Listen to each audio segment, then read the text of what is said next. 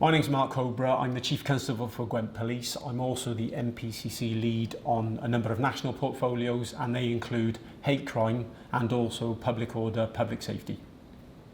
So freedom of speech is an incredibly contentious issue, and as you'd expect, that does generate into policing challenges.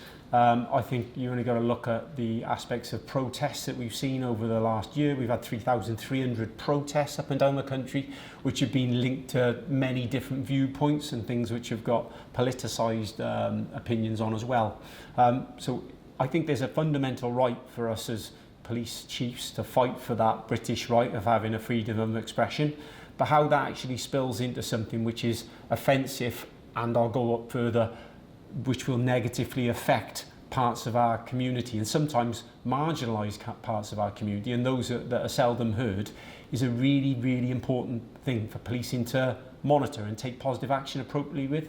And I think there's no better example than currently the review that's being undertaken on non-crime hate incidents. Obviously, they've been in place since the Stephen Lawrence tragic murder and the McPherson report, and they've been put in place to make sure that we address vulnerability issues within our community, but also can monitor community cohesion and rising tensions.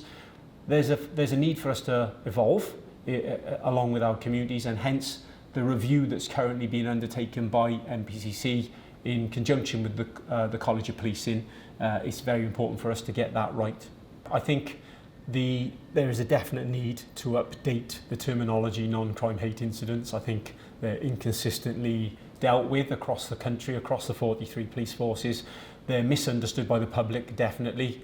They're misunderstood by policing that doesn't consistently deal with them in the way that the codes of practice clearly outline.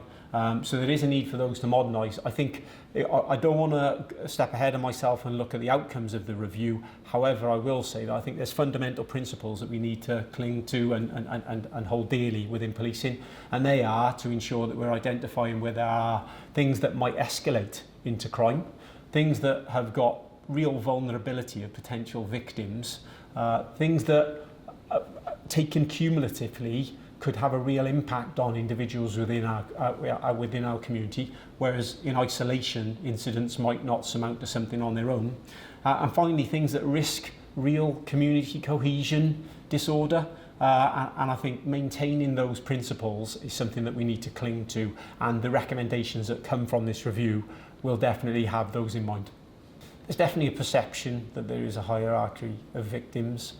Obviously, that would not be right.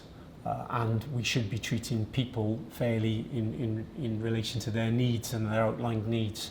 It would be remiss of me to not understand and overtly stress the point that we've got a lack of confidence in certain parts of our community. We've got a lack of confidence amongst parts of our black community. We equally have a lack of confidence in parts of our disabled community, and we need to work hard in relation to building that trust and confidence. And so I think we stand at a really, really important time. Those communities more than ever need us now. We've seen lots of global, international events having local context and impact.